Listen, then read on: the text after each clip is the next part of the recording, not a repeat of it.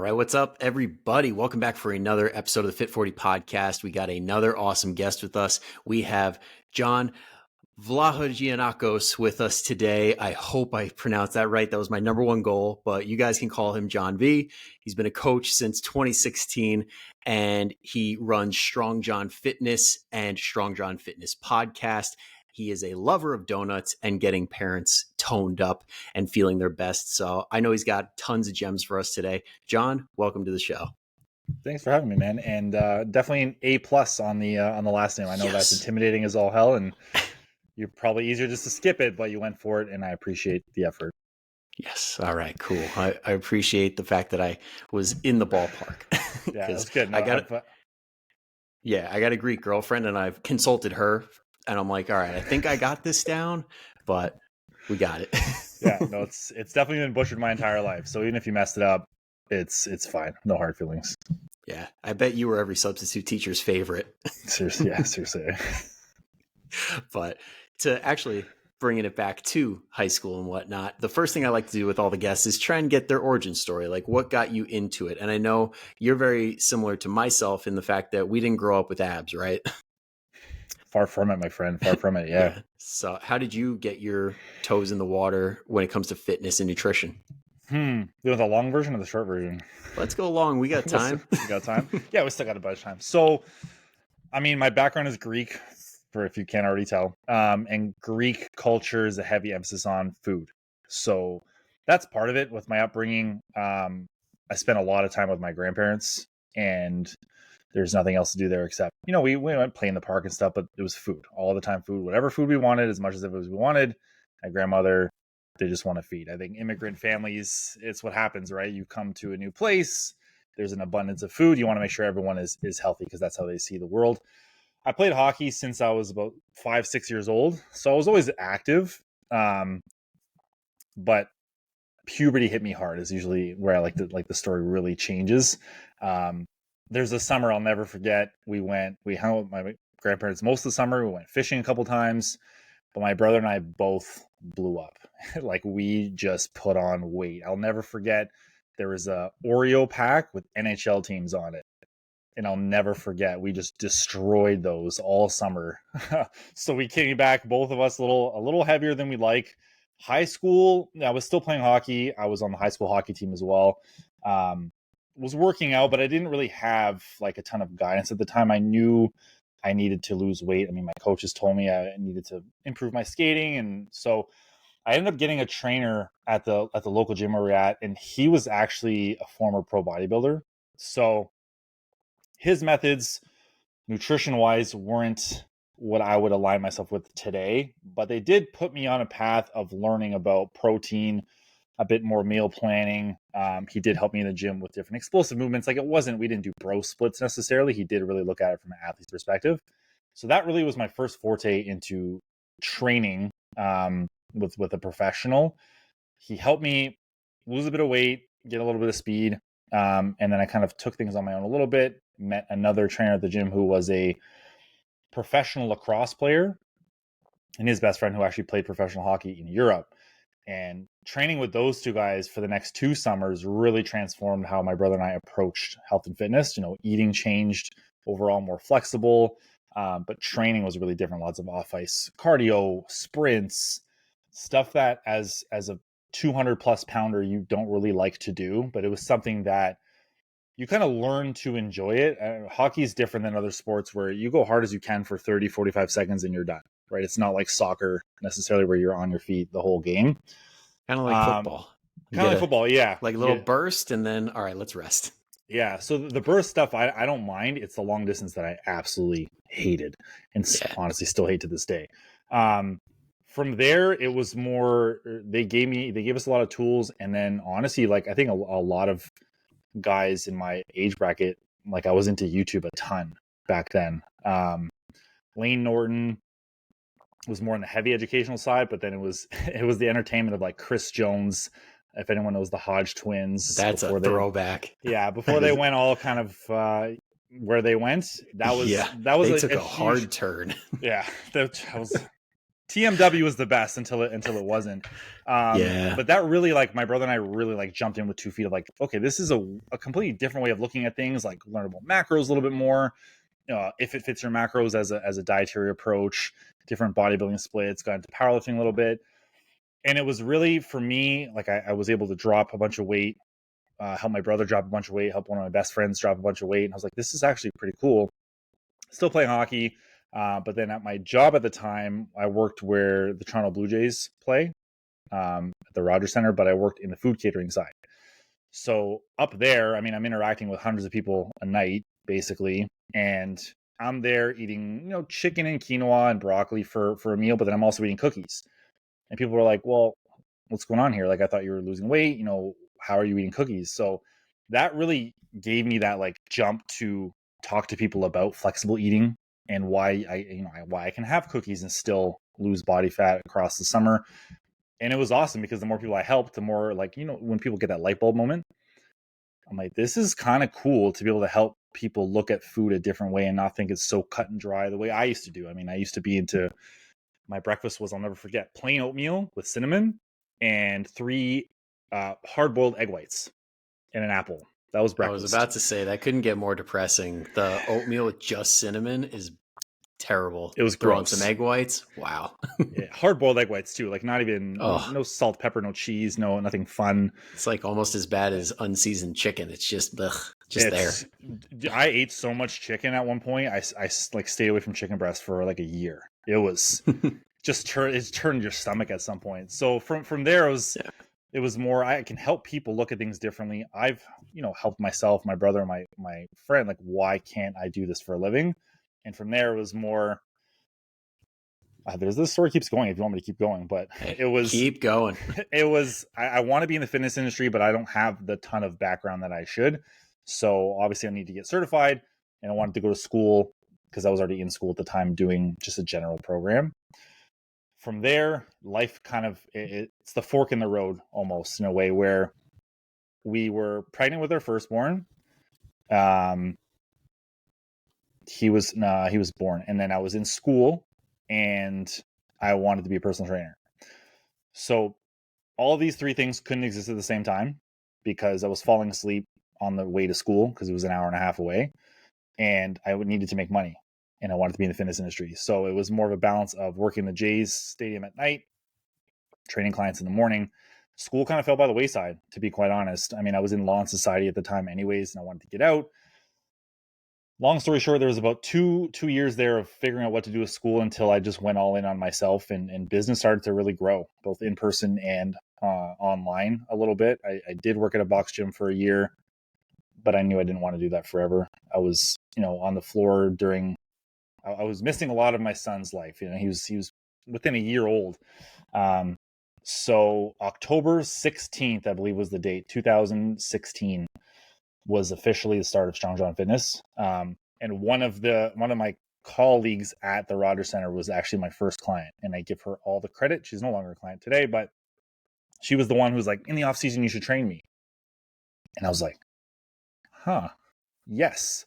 It was kind of that light bulb of like, you know what? Why would I not just jump at this now?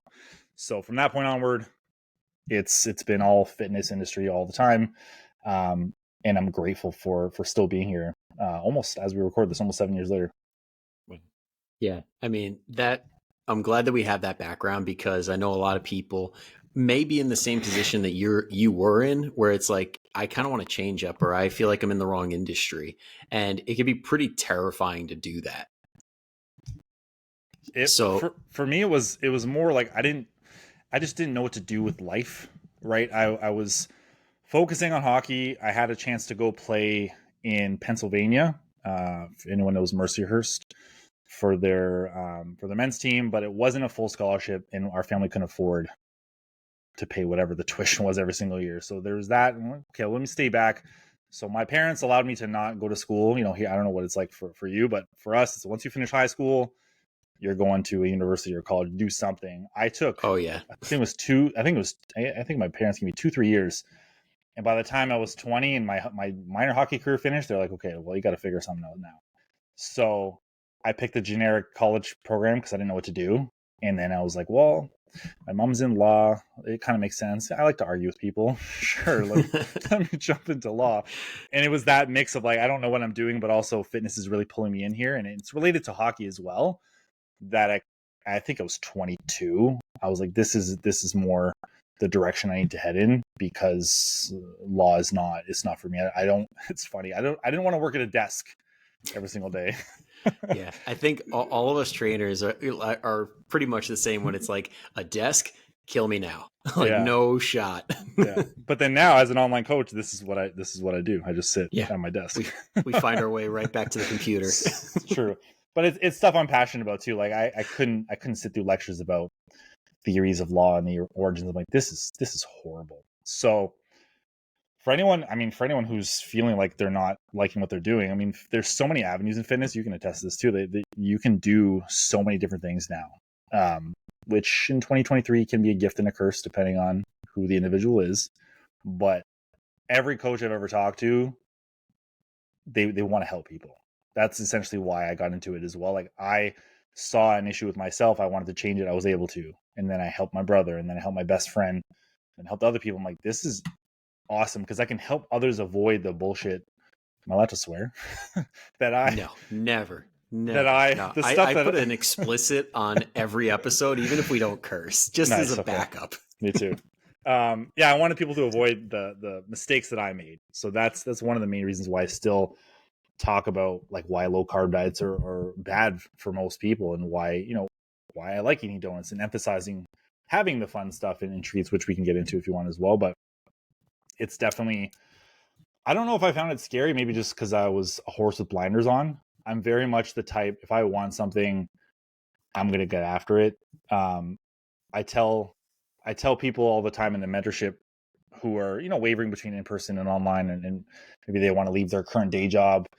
I left my part-time job at the Rogers Center in 2018, and I had no backup plan.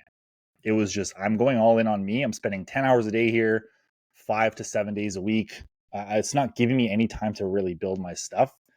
So I left that place. I put in my resignation, and that was it. No backup plan, no emergency, no savings. It was just like, this is what I'm doing. And I tell people all the time, I did it the stupid way, but it was almost a naive, there's no way I don't make this work type of mentality. Yeah.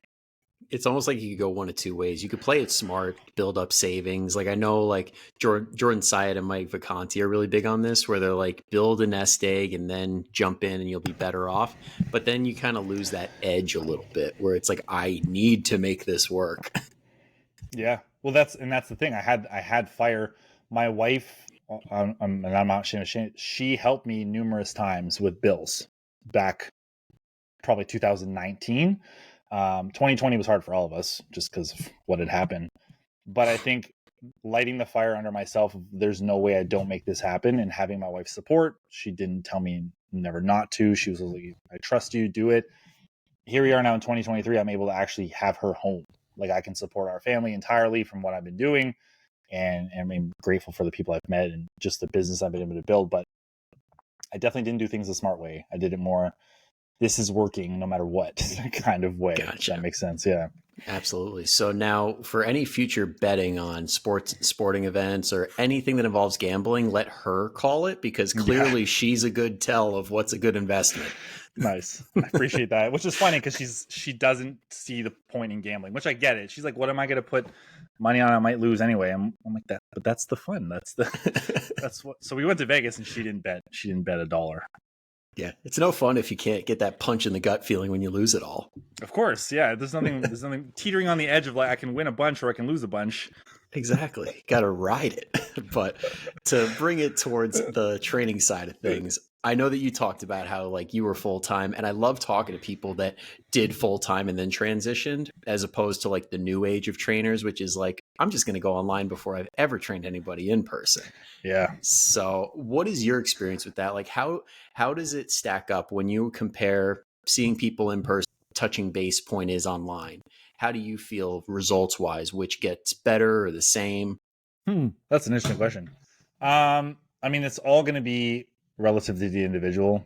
The classic "it depends" answer. With in-person training, now this is just my experience. I don't speak for everyone else who does in-person training, but in my experience, unless you have accountability outside of just your sessions, it's not the best way to go for most people, and depends on what their goals are. Also, I've had clients in the past who they would never go to the gym if I wasn't there. So they need an in-person trainer because they're not going to do sessions on their own, not even counting the nutrition side of things and the habit lifestyle side of things. What going on the floor did for me, honestly, was just give me a ton of experience on how to work with different types of people. That year that I gave myself, and maybe some coaches like, oh, that's too short. Like you should put thousands and thousands of hours, whatever. It was great because I didn't have to sell, which looking back kind of sucks because then I really had to develop that, how to connect with people in that sense later on. But I was given people from the staff. So I had no idea who these people were coming in. Everyone had different personalities. Some people like to talk. Some people were absolutely silent. You ever had sessions where the trainee was quiet the entire time and you're trying to like spark conversation? It's the most awkward hour of your life. Yep. I had that. I think it helped develop a lot of social skills because learning how to speak to different people in person and body cues and help them get motivated and things like that, you can really take those skills and translate them into online as well, whether it comes to copywriting and social media, talking to people through coaching calls, emails, text messages, right? I don't talk to, I was working with a mom. She was 61 years old. I wouldn't talk to her the same as I have a 22-year-old guy on my roster. I think we're speaking to each other a little bit differently, lingo and verbiage and things like that. But in terms of results, I mean, I prefer online coaching just because it puts clients in their own driver's seat. We provide a ton of the tools, and it's up for us to help guide them and use those tools so they can become self-efficient. I think at the end of the day, I tell everyone, I don't want to coach you forever. If you want to keep working with me, that's cool, but I want you to be able to do this for yourself. And I think that's where sometimes people get wrapped up in, I need a trainer, I need a personal trainer, I need an in-person trainer, because they're using them as a crutch. I think every personal trainer I've ever talked to, myself included, like we've had clients that use us as a crutch instead of helping them leap forward and do more on their own. Like I said earlier, there was clients that they told me straight up, if you're not here, I'm not here. So that's where it's tough for certain people as well when it comes to in-person versus online. Absolutely. And I'm so glad that you said that, especially the depends answer, because a lot of people will say it depends and then just kind of leave it there. But I definitely sense a commonality between really good coaches, because they say exactly what you just did, where it's like, at the end of this, once we've achieved X result, or once you've completed my program, you should be empowered to do this yourself. And you don't have to stick around, but if you want to, great. That's the separator, really, is like, are you coaching people to improve themselves, or are you like the drill sergeant that they feel bad lying to or letting you down and it's all about you? Muted. Fair point. The other thing too is there's so many quick fix, cut and dry, cookie cutter programs and cookie cutter quote unquote coaches who just give everyone the same thing, don't teach them anything during the process, whether it's 6 weeks, 8 weeks, 12 weeks. So the person will go through the program, learn probably next to nothing, the program's done, and they're back to square one. Or there's the coaches, which I hate to call them that, who almost lead people on and leave tidbits out so that the client is still dependent on them.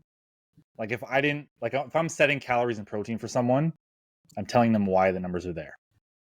If you don't tell your clients why you're doing certain things, you're doing them a disservice, because then they're always left to figure it out on their own, which they shouldn't be doing if you're coaching them, or they're not going to take away anything, right? I think it's we can't assume what people will learn and not learn from our coaching. We have to kind of be upfront about it.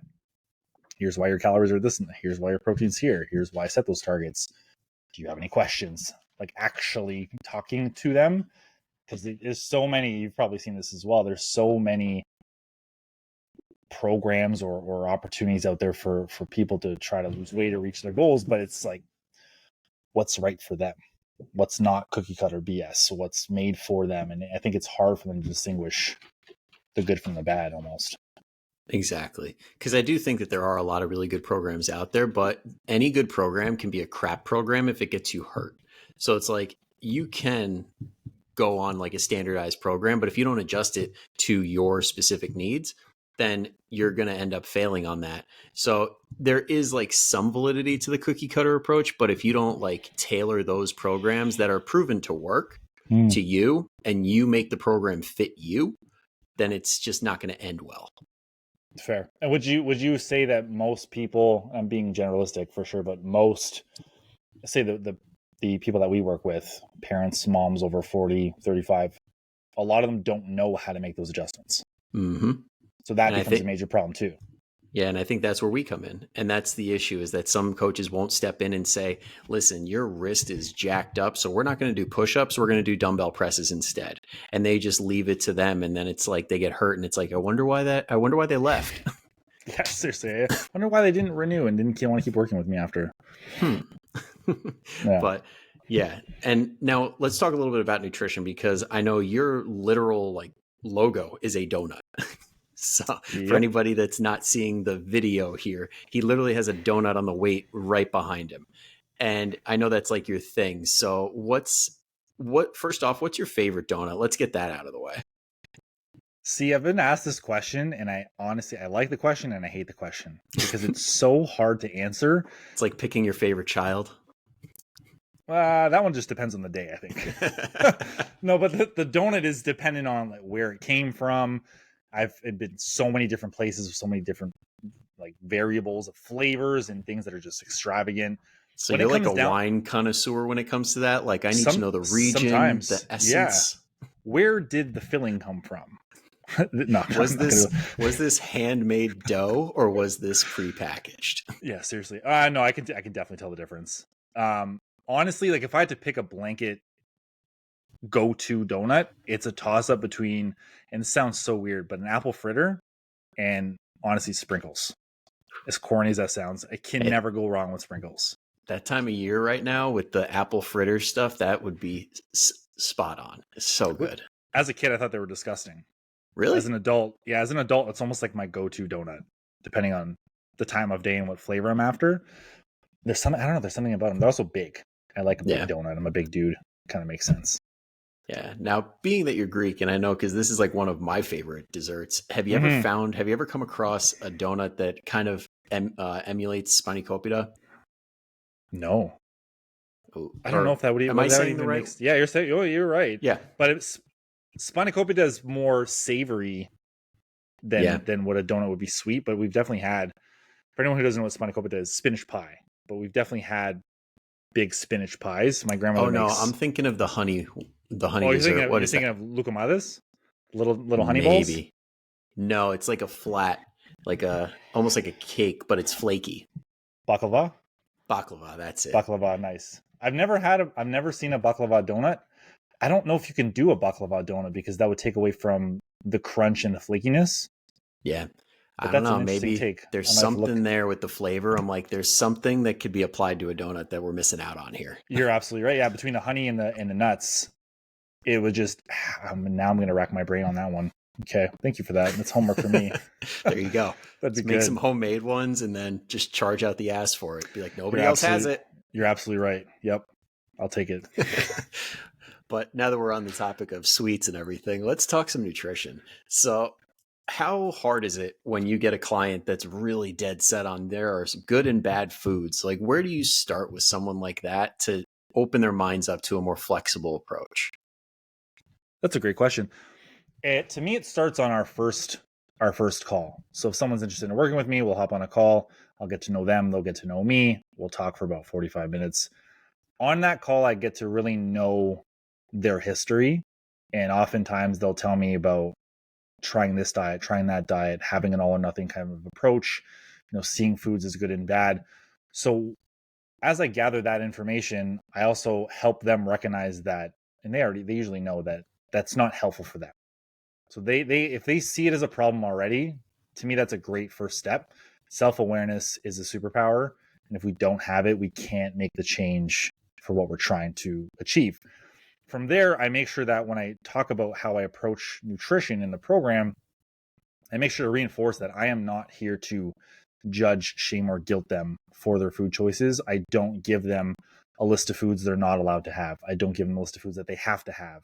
because that just adds to the dichotomy that they're already facing of pizza's bad, but chicken breast is good, right? We don't operate on that scale. We operate on food is fuel and it's emotions and there's calories and there's protein, and how can we make it work where we're balancing things to enjoy life, but also see the goals, the results that we want to see.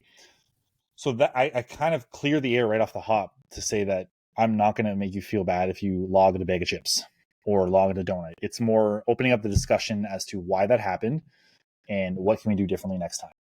And probably one of the things I'm most proud of when it comes to my coaching program is helping people look at food different and removing the guilt and the shame that they once felt from certain foods. I had a client, she just wrapped up, we actually just did an interview too, where she said, you made me look at food differently where I don't feel guilty for having sweets anymore. Because when we first started, every weekend was I had sweets, and then the Monday check-in was I feel bad. No, I shouldn't have did that. It was regret and shame. And I was like, look, let's zoom out a little bit. Protein was good. Activity level was good. Maybe you overindulge a little bit. And I think it's just reducing that need to be perfect all the time too. That really helps people look at it like, okay, well, I indulged a little bit. I didn't gain a bunch of weight. Just get right that next meal or the next activity. That's what's going to help push you forward. And I'm glad you brought up the drill sergeant earlier, because I mean, that doesn't help people. If someone logged a donut or told me, hey, they're going out for donuts, which I had a client tell me the other day, my first thing is, cool, what kind? What kind of donut are you getting? And are you logging it? It basically is it. It's not all like you shouldn't eat that because this and this, and shaming people over food never is going to help someone get over their issues with food, in my opinion. Yeah. It's almost like the stereotypical like strict parents create like kids that are really good at being sneaky. Like if you're a drill sergeant, then the clients are going to get really good at lying to you. It's fair. Actually, never thought of it that way. That's very true. Yeah. Actually, now I'm thinking of why I'm so sneaky. Looking back on mom and dad, like, they did crack them up a little bit. Interesting, Brian. Thank you for that. Of course. Always happy to open up a can of worms. So it's pretty fair to say that you're not a meal plan guy. Not like, so if somebody comes in and says, I just need you to tell me exactly what to eat. Like, it's just funny because I've had people tell me that. Yeah. Yep. For some people, and I have to gauge their personality too, because for some people, if they've done a bunch of meal plans and they're asking me for a meal plan, we're not doing a meal plan. I've had clients who, if you give them too much flexibility, it's like give them an inch, they take a mile. Those type of people, I will start them off with more of a flexible meal plan, so to speak. So I want them to create, though. Like, this is another thing. I can't arbitrarily tell people you have to eat these things. That's the most bogus approach I've ever heard. I had someone tell me, was it last month, that she had an old coach, and I hate using that word for this person, but they had to eat fish every day, twice a day. And I was like, I'm sorry you went through that, because it sounds disgusting. And it wasn't like it was a good fish. I think it was like tilapia or some just boring, it's no seasoning tilapia or cod or something that has no flavor whatsoever. Yeah. And I'm like, that's garbage. Like, I'm sorry you had to go through that. You're not going to do that here. Like, I'm never going to tell you have to eat fish if you don't want to eat fish, no problem. But I think that's a big thing, is some people need a bit more structure. Some people thrive on being able to be flexible, right? But at the end of the day, I do think even my most flexible clients do have routine and structure, right? So if you have a consistent breakfast and lunch, high in protein, typically you can be a little bit more flexible with your dinner. On the other end, I've had clients who wanted to make a new dinner every night. That made it really, really hard to stick to their calories and stick to their goals. It just made every day kind of up in the air if they were going to hit their protein and calories or not. And it just made it more complicated, I think, than it had to be. Absolutely. And it kind of, I remember, I think it might have been Hormozy that put this out there. He's like, let's be honest, like everybody kind of eats the same 10 meals for the most part. So if we get those 10 meals under control, you're set. It's a good way of looking at it. Yeah. Well, most people eat the same breakfast at least 5 days a week. And most lunches, if everyone works a routine, lunches are the same. Dinners are normally the biggest variable, and then weekends, which is a whole nother realm in itself, usually. And let's get into that. Yeah. So what do you tell people, like when they do struggle with this stuff, where it's like they want to be they want to focus a lot on variety, they want to go out, like what are some strategies that you've seen work really well with your clients? So there's a couple different things. I do suggest there is a big focus on protein, no matter what, whether they want variety or they want the same stuff all the time. There is a heavy emphasis on that. And the reason I start there, it's not because I'm just a meathead, but it's because the more protein someone has in their diet overall, and they're consistent with it, the less likely they are to have cravings and snack between meals and need to eat more. Because, I mean, if you have 6 ounces of steak and a side of veggies or something like that, you typically don't have a lot of room in your stomach for much else. But if I put a bowl of pasta in front of you, you're going to want another bowl of pasta or a side of bread and a salad because you're still going to be hungry. So starting with protein is priority 1. Now, when it comes to the weekend, I do double down on that, and I suggest everyone goes protein heavy for breakfast, because what happens on the weekend most of the time is it's the evenings or the nights where the calories can kind of get a little loosey-goosey, whether it's alcohol, whether it's takeout, date nights, whatever it might be.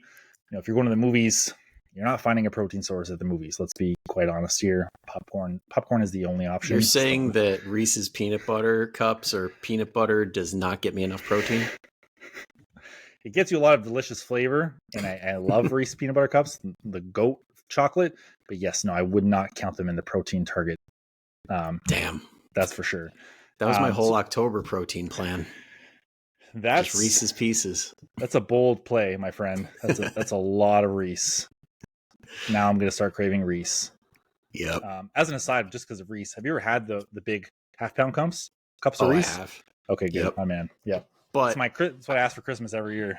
I gotta criticize it a little bit though. The peanut butter to chocolate ratio is a little bit off because in the traditional, it's a lot less peanut butter. So I have mixed feelings. Fair. Yeah, the cup is heavy in the peanut butter. Yeah. But the key is though is to save the outside for the end as much as you can. Yep.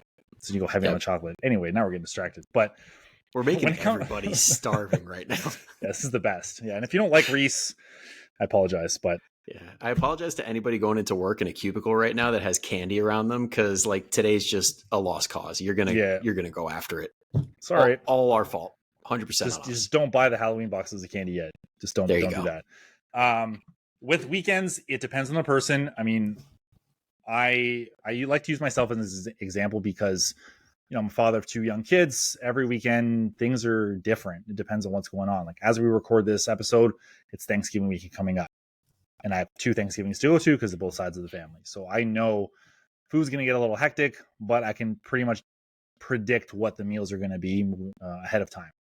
That's step 1. If you know any of the meals in the weekend that you're heading into that you're going to eat, log them if you're logging your food, or at least tailor them to help. So if you're a big brunch person, this might be a good time to, if you're going to indulge at brunch, I would advise not to indulge at dinner. Pick one meal. If you're going to have an indulgent meal on the weekend, pick one. Because if you start the day off with a brunch, chances of you staying on track for the rest of the day are slimmer than if you started with a more protein-based, home-based breakfast, they'll say, because with brunch, a lot of carbs, maybe a little bit of alcohol if you're having a good time. Never been a big brunch guy, to be quite honest, but that's just me. Yeah. I never understood when my friends started going after it. I'm like, we're in our early 20s and I'm like, who the hell has money to drop? Like who has that $100 on a Sunday morning to just drop? I'm like, where are you guys getting this money from? Did they go out the night before? Yeah. That was after Friday, Saturday, and then Sunday brunch. I'm like, all right, you guys, I can't keep up. I'm out. What's the secret? Yeah. I only did brunch when I was away. Like my rule is when you're in a different city, your stomach's different. And not to kind of too much in the party days, but we would go out, Friday night, Saturday morning brunch. Go Saturday night, Sunday morning brunch. And then when we come back home, it's back to routine and no more brunches. But got completely off topic again. If you're going out, that effect. It's okay. Planning ahead is another superpower. Being proactive rather than reactive. I don't know how many people you've probably encountered, myself as well. Well, they're going to wake up Monday morning and regret the decisions they made Friday, Saturday, and or Sunday. So instead of waking up Monday with regret, plan for what you can. So if you know you're not going out until 4:00 on Saturday, you control breakfast and lunch. And maybe you don't want to have a big lunch because you're going out to eat on Saturday night. That's fine. But having that proactive, you know what? Maybe I'll double up on the protein for breakfast, give myself some nice food, be full, craving less, one of the tricks that my coach would tell me would be to slam back a protein shake before you go out. Right. I'm torn on that one because I don't love shakes, but they do help. I mean, if you have 30 grams of protein in a drink before you go out to eat, you're going to be less hungry. You're going to want less, crave less.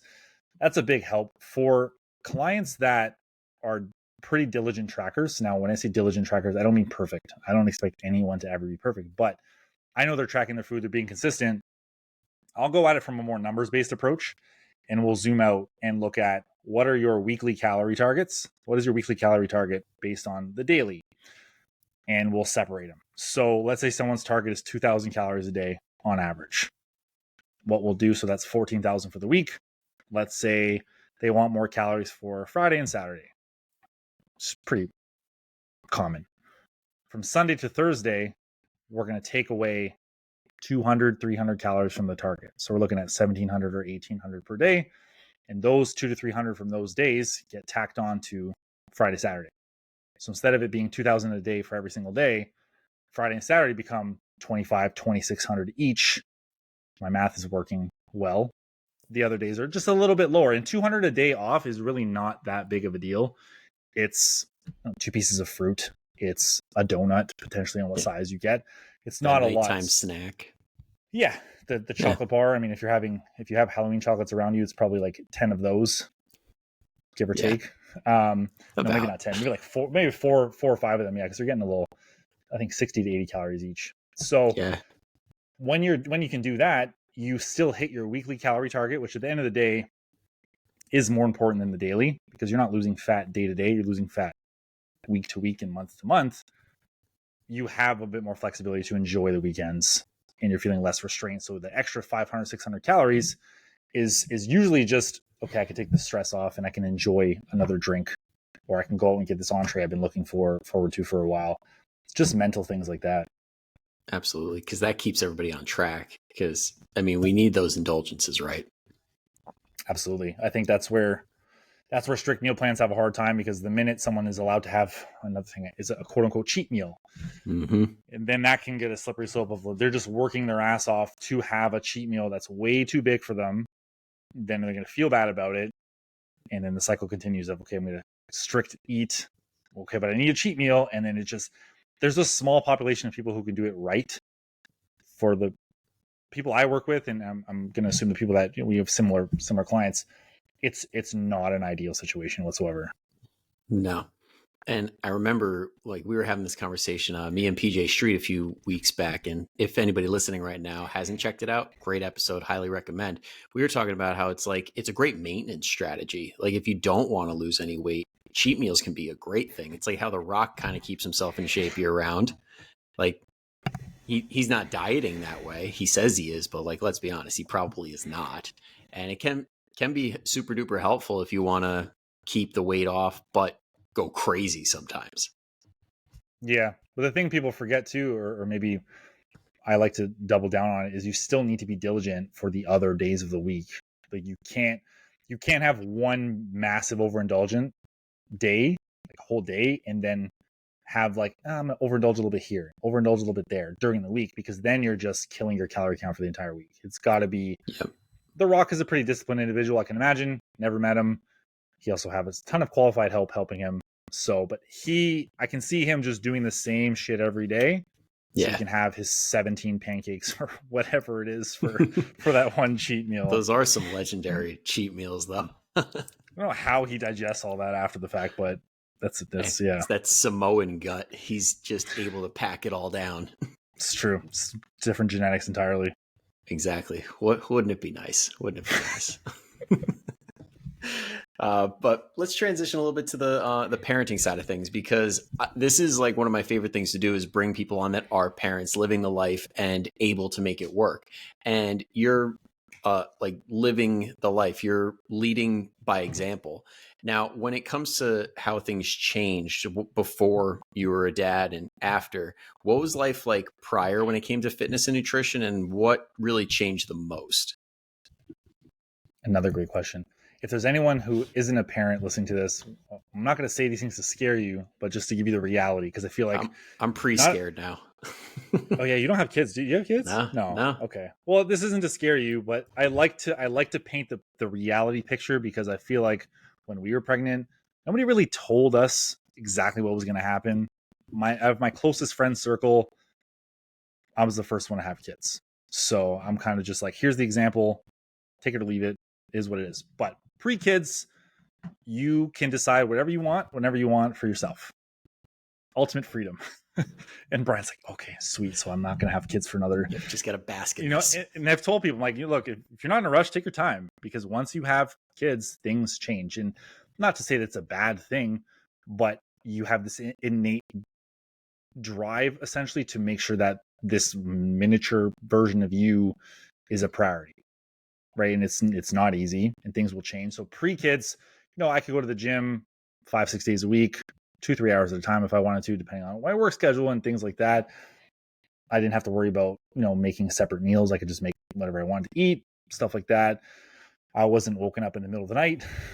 Things like I could sleep in. That's a thing of the past too. I used to be able to sleep past 9. That is, if you go out drinking without kids, and you can wake up at 11. If you go out drinking with kids, you're getting up when your kids get up. There is no sleeping in. It's you're up when they're up, and that's it. So there's that. The transition to having kids, I mean, I don't think I handled the first one very well, because it was brand new.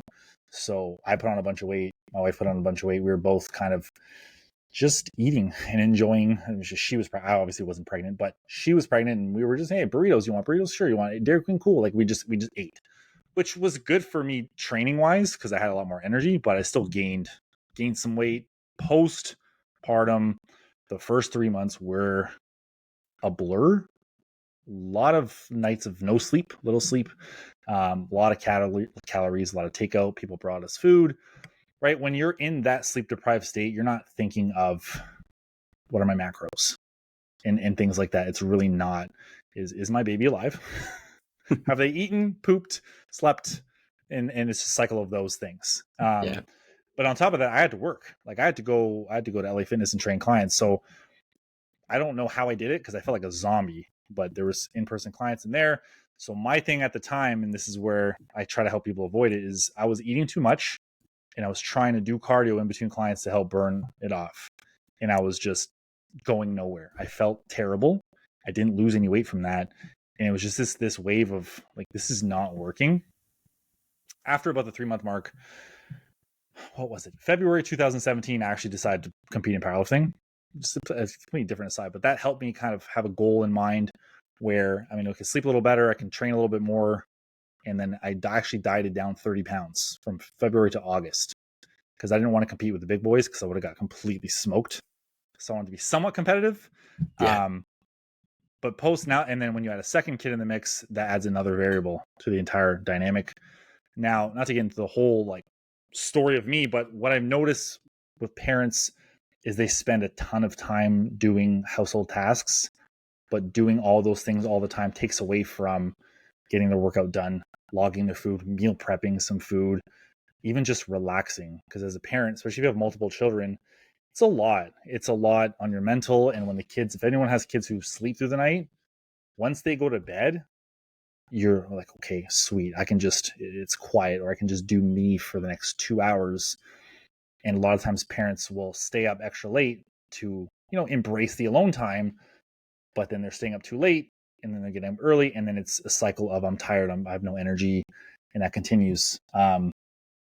So one thing for me, if I can go into like tips for parents, if that's cool with you, because it just kind of Absolutely. makes sense. But every family dynamic is different, and I always tread cautiously with tips like this. But I do suggest to just, number one is don't do laundry every day. The amount of client conversations I've had with clients doing laundry like 4 times a week, I can't fathom in my brain wanting to do that, but also needing to do that. And maybe I'm just lucky that my kids have enough clothes, but set aside a day on the weekend and just do it all then. Why does it have to get done during the week? Let them run through their clothes. I don't know about you, man, but if I'm wearing a shirt, okay, fine. I can't wear that shirt again for another week. Cool. Just doing that, reducing the mental load. A lot of moms do a lot of things. They do most of the things around the house. A lot of clients I work with, they're doing the laundry, they're doing the cooking, they're doing the cleaning, and some of them are working on top of that. It's where can you reduce the household workload to focus on yourself a little bit? And I talked to a client the other day, and one of her biggest things is she needs more time by herself. She runs a business. She has a young son. Her husband works a lot. So I asked her, I'm like, when can you take your alone time? And she texted me yesterday. Is it yesterday or Monday? I went into work an hour and a half late because I just wanted to be alone for a bit. I'm like, well, how does it make you feel? She's like, it was awesome. Like little things like that I think maybe we overlook. And the parents will attest to this. Like sometimes quiet time is gold because sometimes it's just noise all the time. But I think the overarching theme as parents is don't forget that if you're tired and exhausted and you feel like shit and you have no energy, like you can't bring the best for your kids. I know for myself, if I'm not working out, if I'm overindulging too often, I'm going to bed too late and I'm sleeping in, and I don't show up as the version of myself that my kids need me to be. I show up grumpy and irritable and just not a fun dad. I like to be the fun dad. So I need to make sure I'm active. I'm eating pretty well, high in protein, not a lot of snacking, going to bed at a decent time, waking up at a decent time, getting my work done. So that way I show up as the positive, kind of energetic dad that I want to be, and it bleeds into the kids. And it was a very long, overarching tangent there, but hopefully that helped with your question. Oh, I have no doubt that people resonated with that because it is one of those things. And I honestly have interviewed a lot of coaches that are parents, and I think that's the first time that that's come up with the laundry. Like the number of tasks that people have to do that takes priority over everything else because it's our day to day. We need it to happen, but getting creative and really figuring out how to, like, I don't know, batch it, I guess that would be one of the best things for a lot of people, I think. Oh, I think batching gets overlooked. And part of it when it comes to family dynamics and moms is there's family histories, right? And there's expectations. So if the moms have had a ton of pressure from their mom, or they saw their parents do it a certain way, they feel obligated to do it that way. I'm very much I don't care how everyone else does things. I'm going to do it the way that makes sense for me and my family the most. So some weeks I'll jump in and start doing laundry Friday night because I know the weekend's busy. Or my wife will start doing it early because we know, hey, Sunday we're out all day. We're not getting it done Sunday. So let's do a little bit Friday night, a little bit Saturday. It gets done. Same thing like meal prep. Batch cook a bunch of meat Sunday. That way, Monday, Tuesday, Wednesday, you don't have to think about what you have to eat. I had a client text me a few months back. She was proud of herself for finally letting go of the kitchen for a night so she can work out. And this is a hard one too for moms that work out from home. They have a hard time separating their house tasks with the workouts and their self-care. So she was like, I spent too much time cleaning the kitchen. I had to clean this, I had to clean that. And then she finally texted me. She's like, I got my workout done and I left the dishes alone for the time. I was like, that's fucking awesome. Like to me, that's a win because I don't know if you feel this way, but I think people feel the need to have things in pristine condition all the time. If you have young kids, I would just drop the expectation. It's really not a big deal. Like HGTV is not coming in your home. Like no one's coming in to look at how clean your house is all 24/7. You can, behind me, if you're looking at this on video, and Brian, you see it, behind me, it looks great. It's the gym. There's some books here. Awesome. If I turn this camera around, this basement's a different story, man. And that's just life. And I've come to just focus on the stuff that I control. I don't control the amount of things we have necessarily. I do control when I'm going to go tidy it up. Maybe it's between sets. Maybe it's, intermittent throughout my workout, whatever it might be. But I think reducing the amount of things you have to do every single day can help put more in your own cup of taking time to read, relax, eat. I know a lot of moms don't eat throughout the whole day. Prep. Anything that's not a household duty, I think would be a huge help long term. 100%. And I like that we're kind of going down that road of let's get away from the expectations that for some reason they're all out there. Every time you look on social media, somebody has a perfect house or a perfect thing. I guess Instagram figured out that all my friends are turning into parents because all of a sudden I'm getting all the mom and dad humor stuff. And my God, what a horrible way to live, looking at these people that are like, my family's perfect. I'm the perfect parent. If you want to be the perfect parent, you got to do this just like I do it. I'm like, what? just shake my head. I'm like, this is bullshit. You guys set this up for a video. I know like I do marketing. I know how this stuff works. Yeah. The parent humor things are the best. My wife and I laugh at them together all the time because some of them are so true. But it's funny because they're true, but then are you going to make the change to like? Are you going to accept the truth sometimes with those memes? Like sometimes people will send each other memes because they laugh at it because it's funny, but are you going to embrace the change you want to make, or are you just going to laugh at yourself and you're like, oh, that's the way it is, whatever. Like there's a weird relationship, I think, too, with memes and humor online, because we can make fun of ourselves, but then we actually feel bad about the thing that we're making fun of. Do you want to change it? I think is what it comes down to as well. Absolutely. That's a really good spot to leave it, because I feel like that's something we could all take home and be like, okay, next time I see a meme, is this like funny, or should I actually like make a change? But that being said, I can't let you leave without asking you the question that I ask everybody on this podcast. It's a fun one to end on, but it tells us all we need to know about you. Are you ready? Let's do it, man. All right. Well, this is actually a two-parter. One is, what is your favorite movie and why? That's the one I ask everybody. But for you, what's your favorite album musically and why? Because I know you're a big hip-hop rap guy. You're killing me here. So do you want a movie and an album? I can do both. Yes. Which is funny. My wife and I are doing a 30-day movie challenge we found on Instagram. Oh, because it's laid out for you. I will, yeah. It's laid out for you on which movie. Like, we're in favorite trilogy. So what we did was we saw the list, we compiled. Each of us put a vote in for our movies. So right now we're watching The Godfather, which is, I haven't seen it in like a decade, so it's a very nice throwback for me. Favorite movie and why? It's so hard because there's so many different things. So I'm a big like MCU fan, the Marvel Cinematic Universe. So to me, honestly, like Endgame and Infinity are up there in terms of a favorite, just because it ties everything in so well. And also the MCU past Endgame is not very good. But yeah, that was kind of its peak. That's what I said. But in terms of like encompassing where I was at a different time of life, Superbad is top 3 for me. Like I love that movie. We can do that movie line by line because it encompasses where I was around that age. It was Seth Rogen's like high school experience in Canada, so I would assume it's kind of up there, right? Yes, all Canadians do have the same experiences in high school. Absolutely. No, that's definitely up there. Yeah. Yeah, those are the best 2 that come top of mind for now. Best album. Jeez. Two of them jump out. One of them is Ready to Die by Biggie. I can go front to back on that. No problem. It's a little ironic that he named it that. Yeah, well, I think that was his second album was Life After Death. See, I think won't get into the whole conspiracies of all that stuff on this podcast. You knew it was coming. The other one would probably be, honestly, this might sound corny to some people, but the Eminem Show. Okay. Another one, front to back, produced by Dre. Like you can't really go wrong with Eminem in his prime.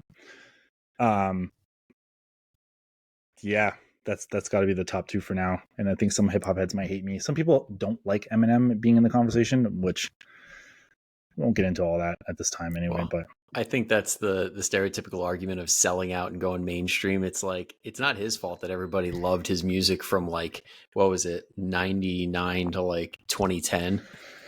He was on top of the world for quite a bit there. Yeah, can't hate on the guy. He owned me and my friends in that age group for sure. Like that. Absolutely. Like everybody has their teenage like artist. Eminem had ours. Yeah, 50 Cent was up there for me too. Oh yeah. Yes, Get Rich or Die Trying's another one. Yeah, as the round out the top 3 albums, because you definitely just asked me for one, and I gave you 3. Hey, that's how it goes sometimes. It's a hard question. But very good answers, though. I really definitely appreciate that. I cannot wait to see what that movie, the 30 Days of Movies, is all about. Now, everybody listening right now, I know that we covered a lot. I know that we touched on many different topics. And honestly, when you hear this stuff, usually somebody pops in your head and you're like, all right, they really need to hear this. Go and send it their way right now. Like, don't even say anything to them. Just drop it and be like, listen. That's my one ask. Now, after you do that, go check out Jon's stuff, because I know he's putting out a ton of really good stuff. So where can they find you, Jon, and where can they hear more about what you're putting out? Yeah, Instagram is probably the best way to find me, at least the quickest.